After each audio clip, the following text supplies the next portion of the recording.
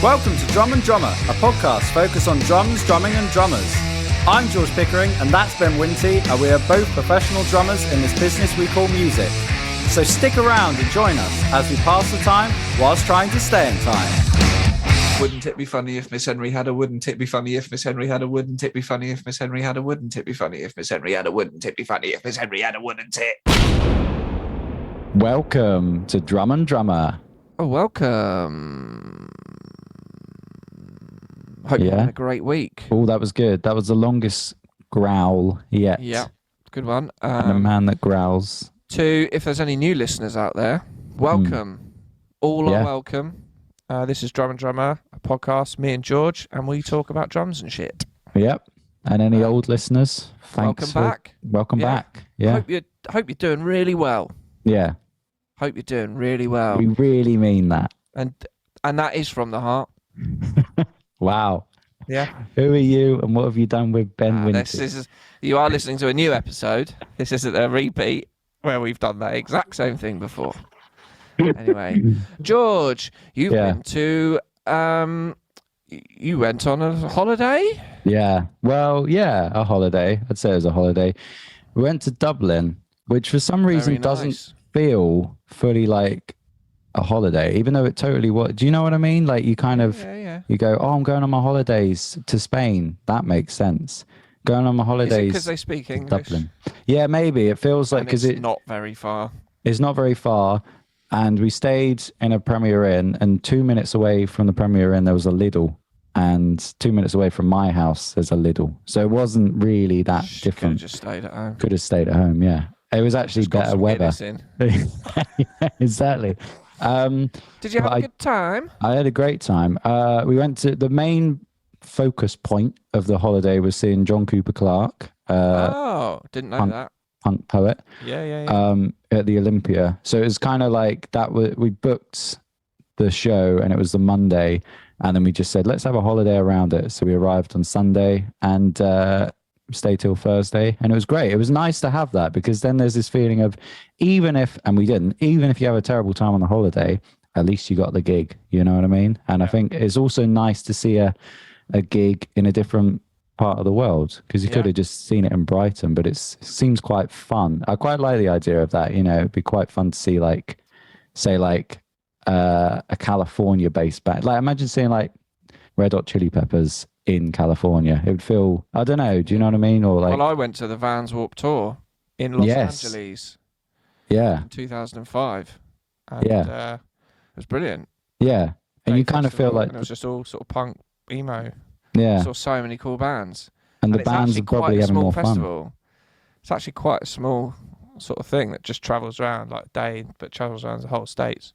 Yeah. So Fall Out Boy, My Chemical Romance, Paramore, Avenged Sevenfold, Transplants, Offspring. What a time. Hawthorne Heights, Under Oath. Loads. It was like ridiculous. Yeah. Yeah. Yeah, I know. Saw Travis Barker play live with the Transplants. That's cool. That was something. Yeah. Definitely. Yeah, that was good. So yeah, the gig was great. On the last night though, I have to tell this story. We went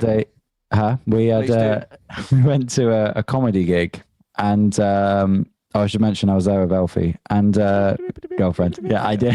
I knew you did that, so I'd do that. Yeah, exactly. That's how it works. And have we run out of ideas already? No, I don't think so.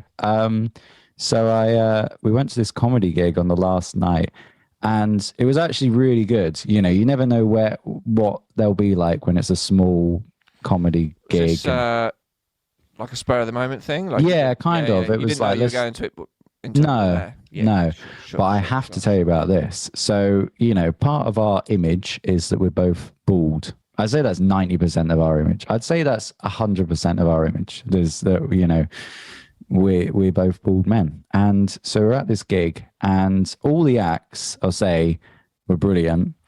And the first act, he didn't have any material. Like his job was to just warm up the crowd, so just do crowd work, kind of like a young Irish Don Rickles. Yeah. Well, there was a compare, right?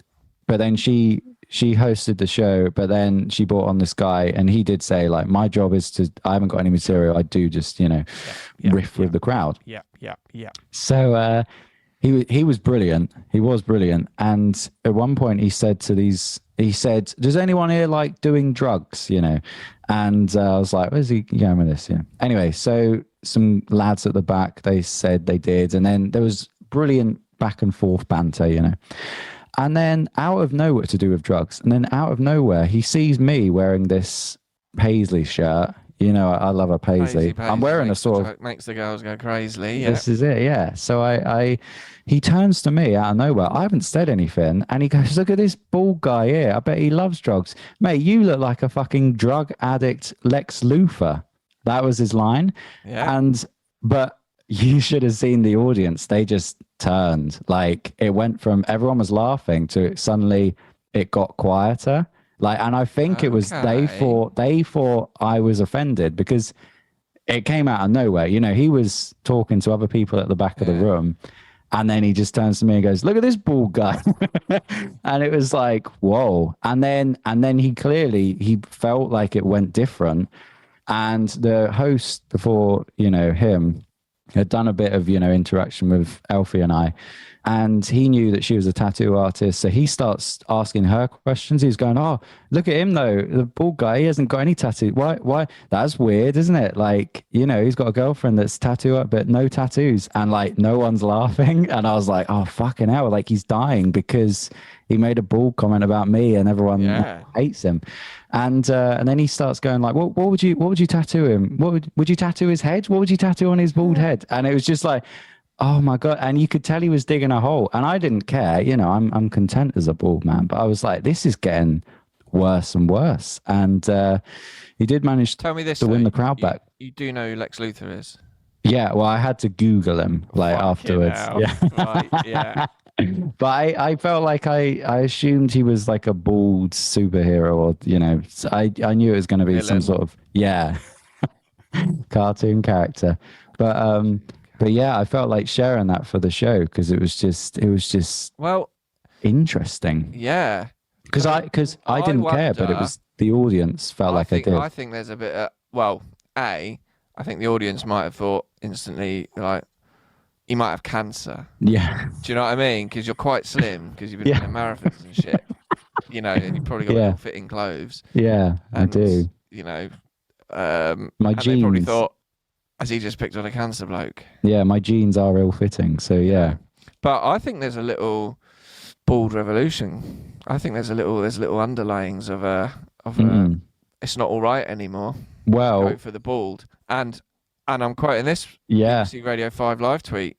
There was an employment tribunal recently where calling someone bald was ruled as a sex-based harassment. Yeah. So apparently 1/5 of men will experience significant hair loss by the age of 20. Yeah. But anyway, I don't really care, but maybe that was the audience going, Well, no, we're not having this bald. Talk about his face or something. Talk about his, his shit shirt or his, crappy shoes. Yeah. Why have you gone for the bald? Any more? No, please don't. My ego can't cope with it. But no, I think, and what was funny is that this is a shit podcast. that tribunal thing that happened the next day, and I remember going, "Oh, if only it was a day before, I could have, got him for sexual harassment." But it was an interesting event. And you went to the Guinness factory? Went to the Guinness factory again. That was fun. You got to do it. It's good, isn't it? It's interesting. I had a lovely Guinness. Yeah. It's just interesting, isn't it? Like genuinely interesting how it's made. The temperature of which they roast the hops. That's interesting. And I think so. 235 degrees. That's in like, Yeah, well, I remember dates of events and hop temperatures very well. Anyway, what have you been up to? Any gigs recently? Well, yes. But first off, mate. Yeah, go on. Big week this week, isn't it? Oh yeah, what's happening? It's my birthday week. Are we saying how old you're going to be, or? Yeah, I got no problem. So we're recording this on Tuesday. My birthday is tomorrow. So when this comes out, it would have been yesterday. And turned 37. 37. How do you feel about that? Fine, mate. Yeah. Fine. Got anything planned for the big week? Well, I like to just kind of, you know, I hear some adults go, when you're an adult, you shouldn't give a shit about your birthday. Yeah. And I disagree with that. Yeah. I think if there's a day you can just give yourself a little bit of R&R and just treat yourself, it's your birthday. Yeah. Even if it is just an excuse to just maybe ease off the gas at work. Just go and just do something you really like doing. Why the fuck not? Do on your birthday. Have a nice time. So, going to see the new Doctor Strange. Nice. And have a lunch out. Yeah. Where are you going? Do you know? Probably Nando's, to be honest. Oh, nice. Yeah, How just hot keeping do you it go? Simple. Medium. Just Medium. Yeah. Go medium. Double chicken pita, pineapple and cheese. Nice. Day chips. Cheers. See you later. Coke Zero. What? And that'll do it. I'll probably have a little nap and play some Lego. And then I'm playing five-a-side in the evening. Lovely. That is a nice day. Yeah. Do you know what it's like? It's almost like when I started lowering my standards for Christmas, and instantly it made Christmas better. Because you know when you're a kid and it's so exciting, and then there's 1 year and you're like, I don't feel Christmassy. What's going on? And then after that, I started to go, right, I'm just going to see this as a day where I eat more food than I usually do, you know?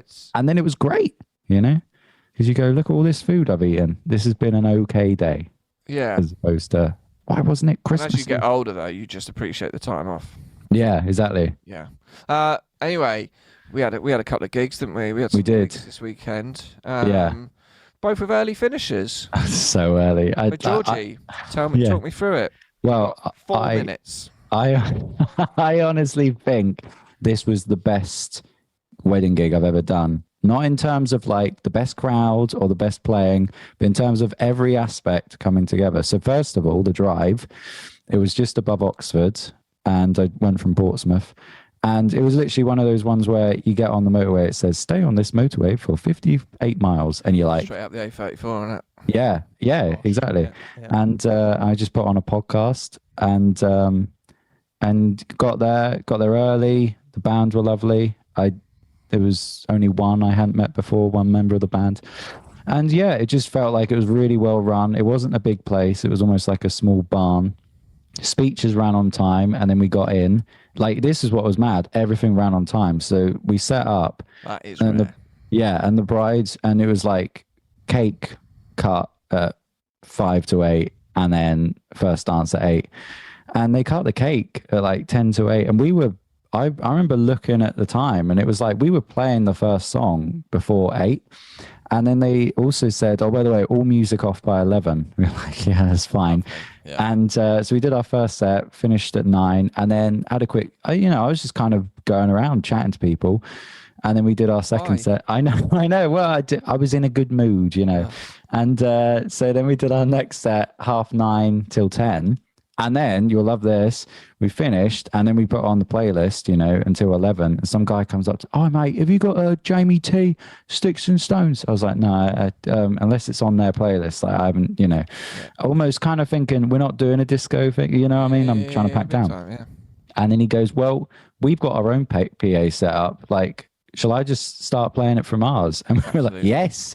So this was 10:30. And so... they kept playing music till 11. By 11, we'd had everything packed down, and then got it in the car, and then back by, I can't remember, but it was like I thought we'd finish at midnight, and we were in the car by 11:10. Yeah. And and I personally thought, I cannot wait to tell Ben about this, because my God, he will be so jealous, a man that loves an early finish time. Yeah. However, I knew your gig was further away. When I got back to the studio, you were already there, baby. So go home. We'll save it for the second half, but my God, you had an even earlier finish, basically. Yes. And we'll come back in a minute. Let's take a little break. Take a little break. Bye.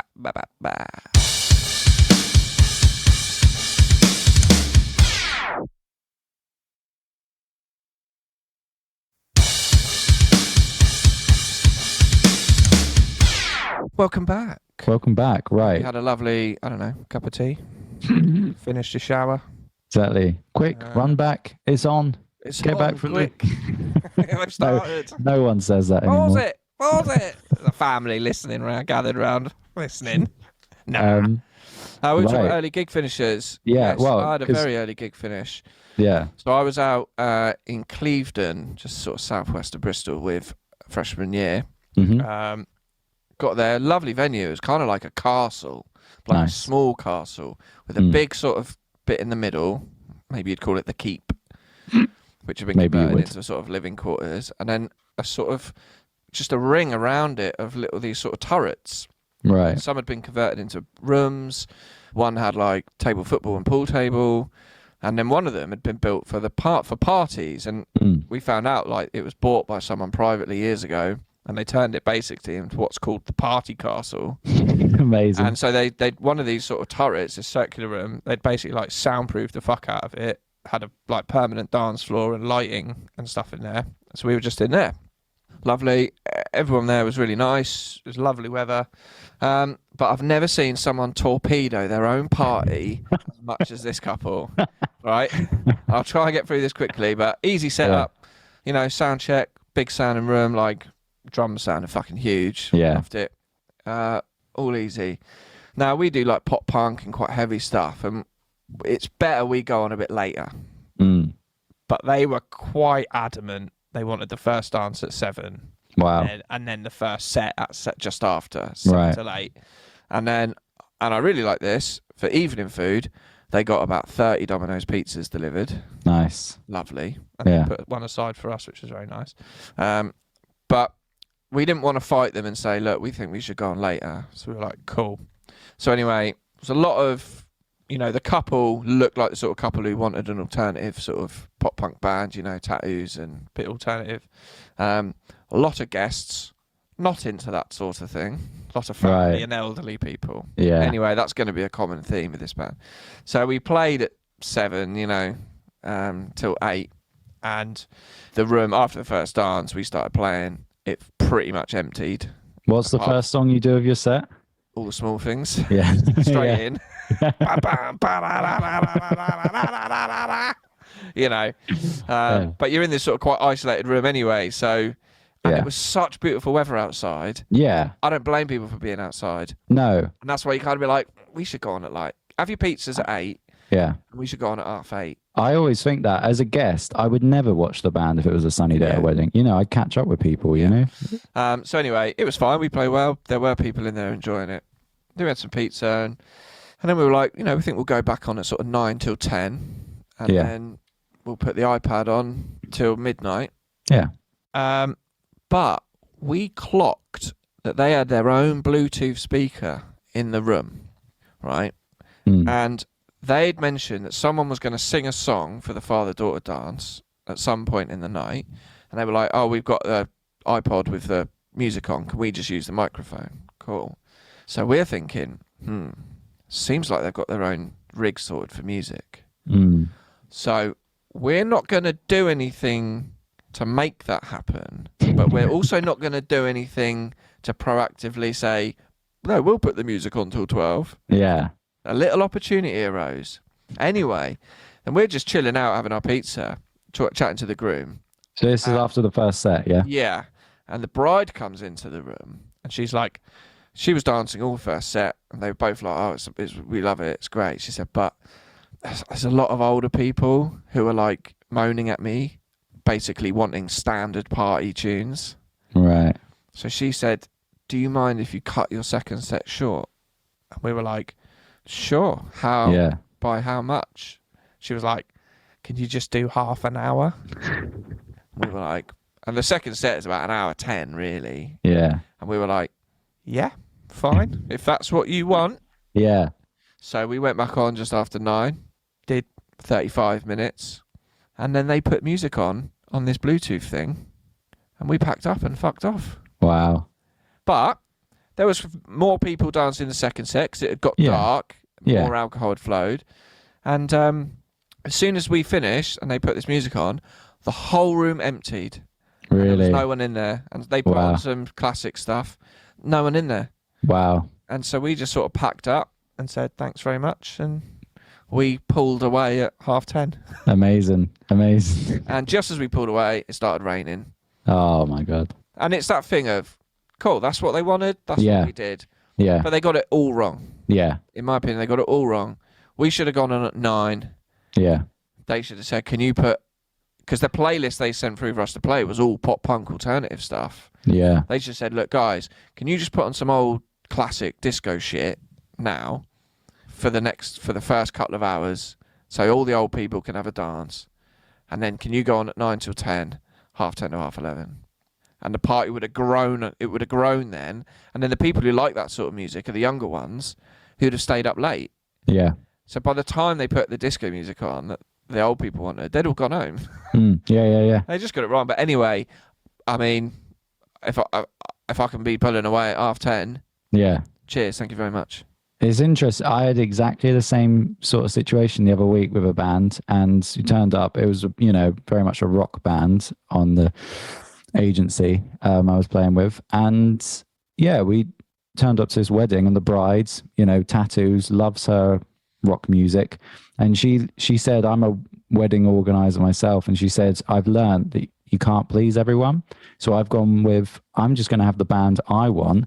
And if no one else likes it, I don't care. So at that point, I was just kind of like relaxed, I thought we are just going to play Royal Blood and, all these songs. Yeah. And she was exactly right. Like she danced, her husband danced, and a few other people, but the old people this just bride left. buckled. Mm-hmm. She buckled under the pressure. Yeah. She buckled under pressure, and she should have gone, no, it's my fucking wedding. I paid a lot of money for this band, and I want to see them fucking play. Yeah. So you deal with it.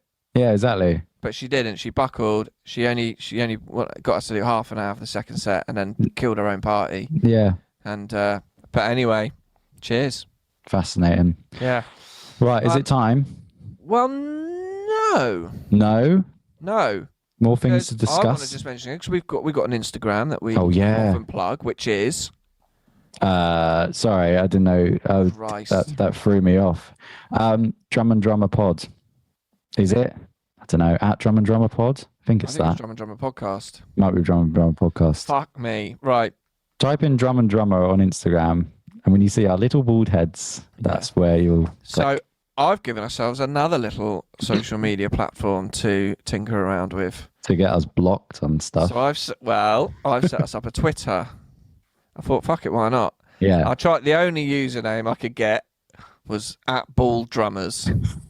So you'll find us on there, but go give us a follow, yeah? Yeah. Not just pictures. So anyway, the other day I thought I'm going to follow loads of the big drum brands and just start posting about what we do and just maybe some old episodes and stuff. And I thought I'm just going to get a little bit interactive with some tweets and messages I see. And one of them was from ProMark Drumsticks, and it was a little survey. What's your favourite drumstick size? It was like 7A, 5A, 5B, and something else. So I clicked 5A, classic. And then I replied. I thought I'd just reply. And I put Vic Firth, 5A. Little winky face. Which is funny. It's funny. Yeah. It's a nice little joke. Because it's a different brand. Yeah. Yeah. Rivals. You've asked me what my favourite is, and I've told you, and it's not it's not your brand. Yeah. And they blocked us. Yep. Straight away. Straight away blocked us. So if you want to see hijinks like that, go find us on Twitter @BaldDrummers. Yeah? Go give us a follow. We'll post about stuff. Yeah. Definitely. So just wanted to plug that. No, that's it's brilliant. time. Here we go.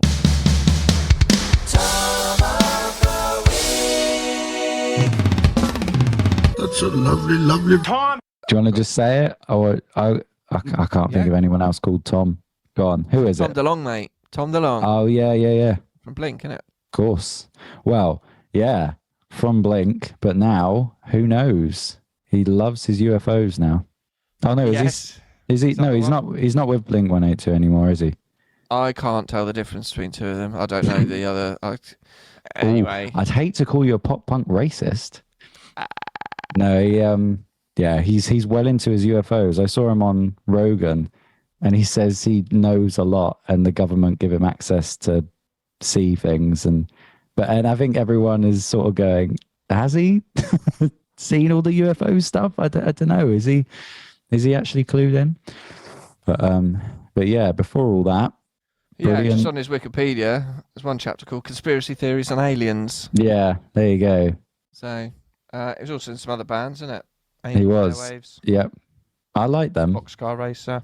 Was he in, were they called Plus 44? Or was that just I think that was Travis? the other one.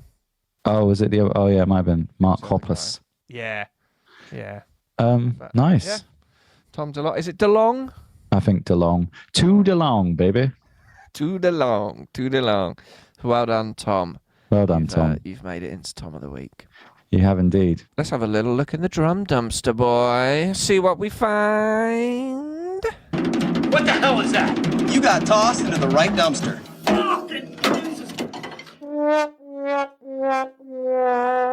Right. This is a cymbal brand Yep. called Soul Tone Cymbals. Nice. Right. Now, these caught my eye because I saw on Instagram they were reaching out for drummers to endorse. Okay. So I had a little click, and it was basically this form online that you fill out. Who are you? Yeah. Have you got a link to you playing drums? So I popped a little link down to a video of me playing through a Dentac song. A couple of days later, I get an email. Mhm. Welcome to the Soultone Cymbals family. As an endorser of Soultone Cymbals and part of the Soultone family, you will receive many benefits, including, and then a list of things. Strong support from the Soultone team, blah, blah, blah. Social media promotional assistance, Yeah. custom design cymbals, blah, blah, blah.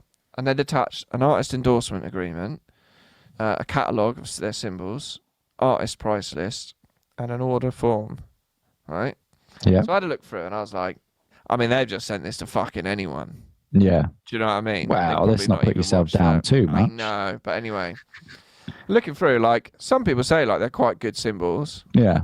you know, and you look at the artist price list, and it's pretty much, if a cymbal, you can get it from Foot's Music in London, that's Stockholm, Stuart Foot, then it's like 270. Artist price list, it's like 170. Right. So, you know, it's a bit of saving. But it does say in the contract, you only become an endorser when all your cymbals are soul tone Right. and you exclusively use them Yeah. on any gig and recording or anything like that. And I thought, it's just, I don't know, this is probably just, it doesn't feel like there's been a barrier to entry here. I Yeah. was having a look and I was like, I watched some videos of them, their cymbals and stuff. It's like, yeah, they sound pretty nice, Mm. you know. Had a look through on Google and there's some reviews and they were like, oh yeah, they're pretty good. And I found this massive online thread about the endorsement thing that goes back years. Wow. People basically just being like, it's just a marketing ploy Yeah. to just get people to buy their cymbals. Yeah. And probably the artist price ain't no cheaper than like direct from the manufacturer. Do you know what I mean? No. And so they're not giving anyone like free cymbals.